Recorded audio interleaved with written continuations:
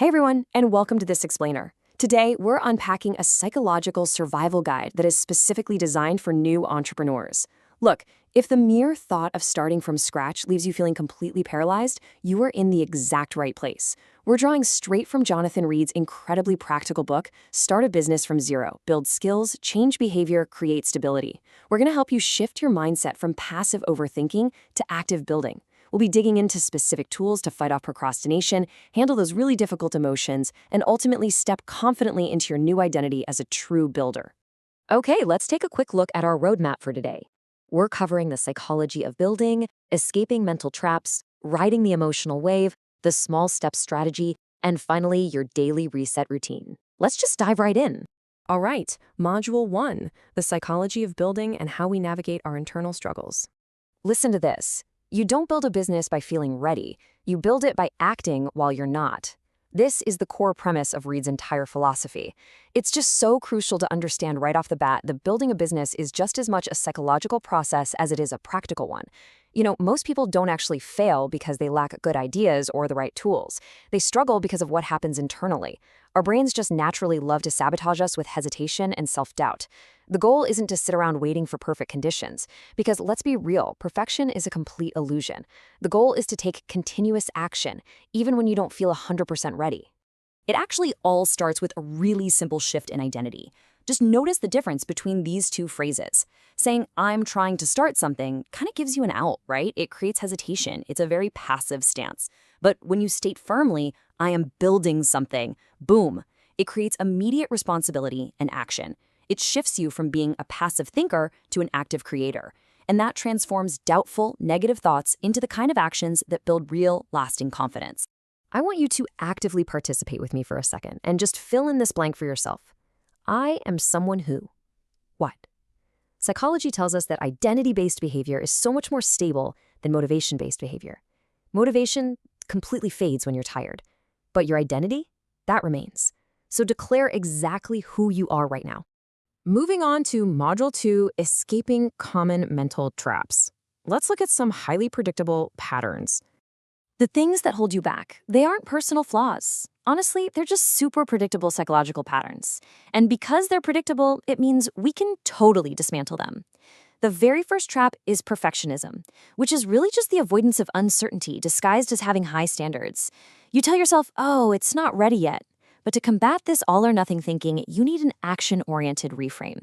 You have to tell yourself, this doesn't need to be perfect. It just needs to be usable. Because usable gets feedback. Perfect never launches. And then there's the comparison trap. Oh man, the ultimate confidence killer. When you look at others and think, wow, they are already so far ahead, you are unfairly comparing your beginning to someone else's middle. The reframe here protects your focus. Tell yourself, their path does not replace mine. Your only job is to focus solely on your very next step. Let's be real for a second. Avoidance absolutely loves to wear the mask of being busy. Ask yourself, are you just organizing files and planning endlessly, or are you actually reaching out to clients and building the product? Avoidance might reduce your discomfort in the short term, sure, but avoiding that discomfort right now only makes the psychological weight so much heavier later on. We really have to be honest with ourselves about what kind of busy we actually are. So whenever you catch yourself falling into that overthinking spiral or doing endless prep work, I want you to pause and ask yourself this highly effective reset question. What is the absolute simplest, minimum usable version of this project I can deliver today? You've got to puncture the overthinking. Thinking is never going to solve uncertainty, only testing will. All right, Module 3, Riding the Emotional Wave. Let's talk about emotional regulation. As a builder, you're gonna feel fear, anxiety, doubt. It's inevitable. But feeling difficult emotions isn't actually the problem. The real problem is letting those temporary emotions dictate your behavior.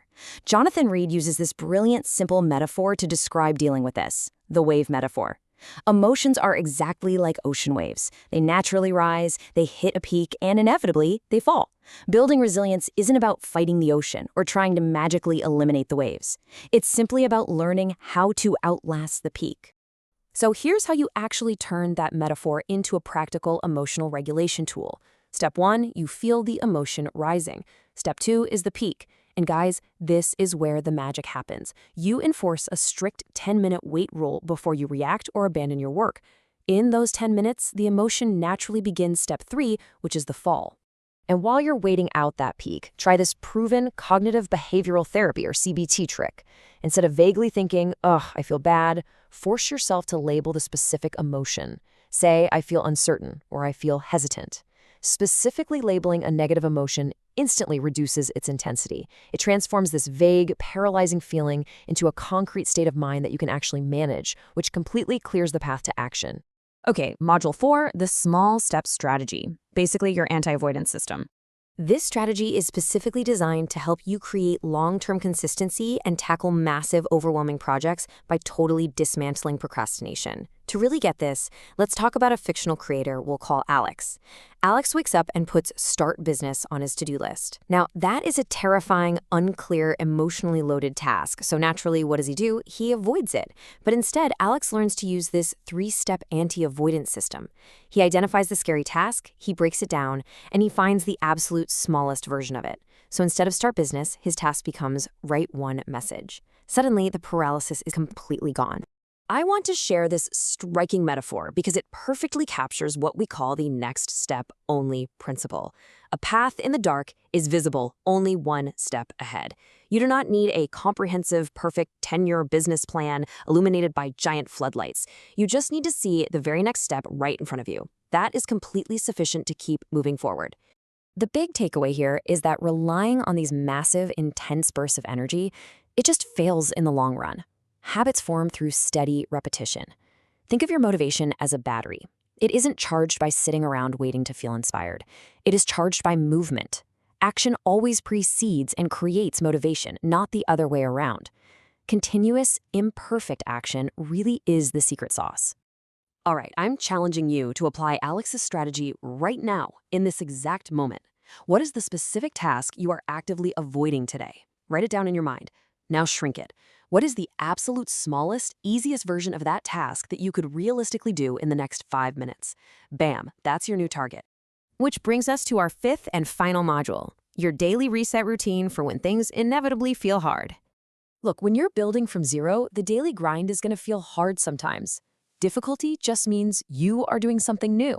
So whenever you feel highly overwhelmed by your workload, run through these 3 quick reset questions. Number 1, what is actually happening? Strip away all the emotion and just look at the raw facts. Number 2, what is the next step? Forget the whole staircase. Literally just look at the next stair. Number 3, what can I do in 10 minutes? Asking this instantly grounds you and restarts your momentum. Now, while this toolkit is incredibly effective, it is so important to recognize your limits. You need to watch for these red flags: constant overwhelm, an inability to act for extended periods, or severe persistent anxiety. If you are hitting these markers, it is time to slow down and seek professional support. A productivity toolkit does not replace proper mental health care, and honestly, there is immense strength in knowing exactly when to ask for help. But assuming you're just dealing with the standard, everyday resistance of building something new, remember this final, empowering mantra from Jonathan Reed: small and consistent beats big and rare. That right there is the ultimate survival rule. Consistency is absolutely your greatest weapon against the unknown. We're going to wrap up this explainer with a final reflection for you to carry into your day. What psychological pattern stops you the most often? Is it perfectionism? Is it comparison? Maybe busyness? I want you to identify it right now.